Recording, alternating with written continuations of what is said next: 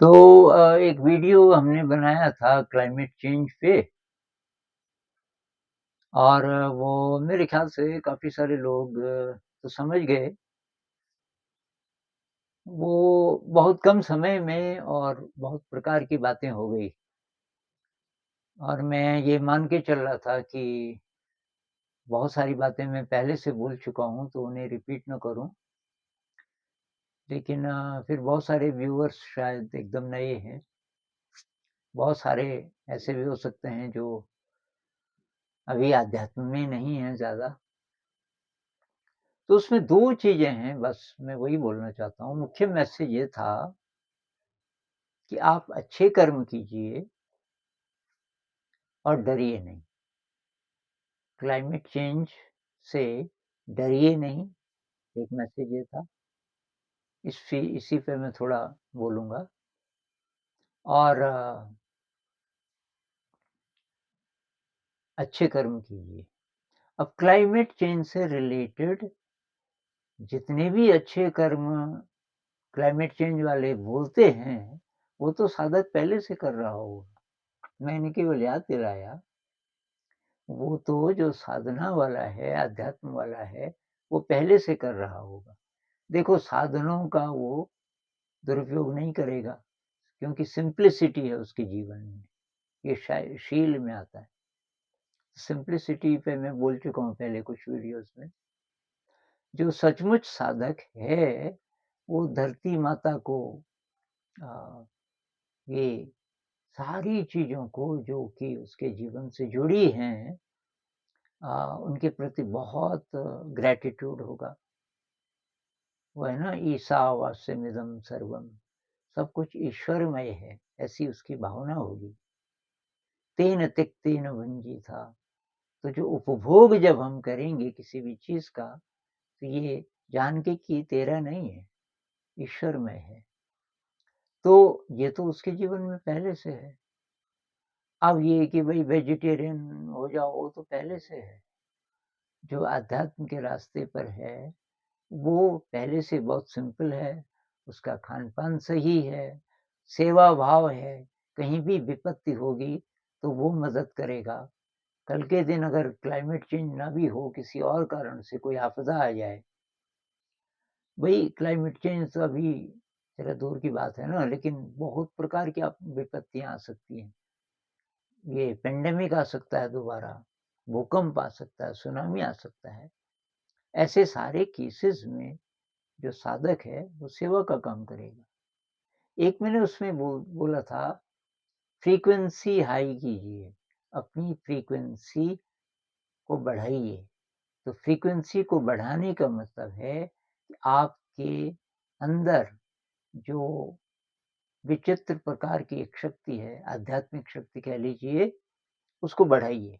वो शक्ति जब बढ़ेगी, तो कठिन परिस्थितियों में भी आप ज़िंदा रहेंगे। और लोगों को आपकी ज़रूरत होगी उस समय और आप तो साधक हैं तो सेवा भाव पहले से है। इसके अलावा क्लाइमेट चेंज वाले और क्या सजेस्ट करते हैं? तो घुमा-फिरा करके यही चीज़। अब एक ही एलिमेंट रह गया, या तो आप डर कर ये सब कर सकते हैं, या तो आप निर्भय होकर ये सब कर सकते हैं।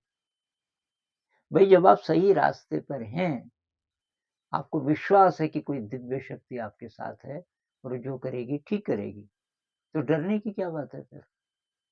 तो बिल्कुल निर्भय होगा, बिल्कुल निर्भय होगा। इसका मतलब ये नहीं कि क्लाइमेट चेंज नहीं होगा या उससे कम हो जाएगा। वो तो जो होगा वो होगा। अपना एक्शन अपने व्यक्तिगत जीवन में किसी ने बोला लाइफ़स्टाइल चेंज, साधक का तो पहले से लाइफ़स्टाइल चेंज है, तभी तो साधना में आया। सच्ची साधना में जो व्यक्ति है, मैं ये नहीं कह रहा हूँ कि स्ट्रेस मैनेजमेंट के कारण लाइफ़स्टाइल कैसा भी है और वो मेडिटेशन भी कर ले, उसको मैं साधक नहीं कह रहा हूँ। साधक का मतलब है कि वो उन सारे नियमों का पालन कर रहा है। तो उसके जीवन में शील है, शील में सादगी है और पारमिताएँ हैं, निस्वार्थ सेवा है, कृतज्ञता है, विनम्रता है। ये सब पहले से उसके अंदर है। और अब वो डरेगा क्यों? क्योंकि भय अगर आपके जीवन में है, तो ना तो आप अपना भला कर सकते, ना किसी और का। आप विद्वान हो सकते हैं पर्यावरण के, लेकिन और उसकी अवेयरनेस भी दे सकते हो कि ये खतरा है और गुस्से से बोल रहे हो अगर, तो उसका फ़ायदा क्या है? आपके मन में पहले शांति होनी बहुत ज़रूरी है।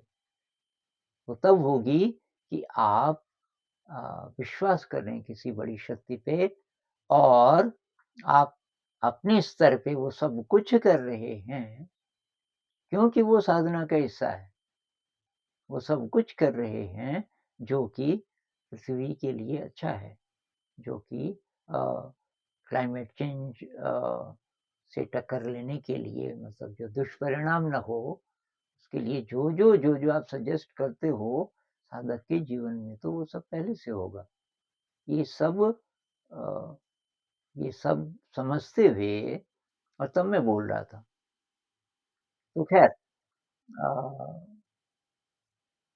मुख्य मेरा मैसेज यही है, डरिए नहीं, आप सेवा कीजिए। क्लाइमेट चेंज है, डरावना विषय है, तो डरिए नहीं लेकिन, डरिए नहीं, जो होगा देखा जाएगा। आप अच्छे कर्म कीजिए। कोई-कोई कमेंट ऐसा भी था, इसका मतलब जो मर्ज़ी करो। भई ये कौन बोल रहा है? ये आप बोल रहे हो, मैं तो नहीं बोल रहा जो मर्ज़ी करो। क्योंकि लोगों का बायस होता है पहले से, बात पूरी सुनते नहीं। मैं ये कह रहा हूँ कि आप अच्छे कर्म करो, पर्यावरण से रिलेटेड अच्छे कर्म, जो हो सकते हैं, वो साधक पहले से कर रहा होता है। उसके जीवन में सिम्प्लिसिटी होती है, उसके जीवन में सेवा भाव होता है। तो लाइफ़स्टाइल चेंज जो आप बोल रहे हो, बिल्कुल सही बोल रहे हो और वो साधक पहले से कर रहा होता है। आप अगली पीढ़ी को एजुकेट करो, बिल्कुल, तो साधक तो करेगा ही। अपने बच्चों को जिसको वही संदेश दे सकता है, साधना का, हम ये बच्चों को ध्यान अभी से सिखाते हैं, उसमें सारी बातें करते हैं।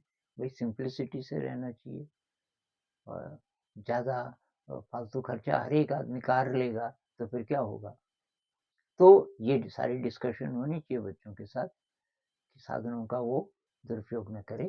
अ, तो ये सब, तो यही मेरा संदेश है भाई कि डरो नहीं, अच्छे कर्म करो साधना में आगे बढ़ते जाओ, अध्यात्म में आगे बढ़ते जाओ और कभी भी खतरा आए, सेवा के लिए तैयार हो।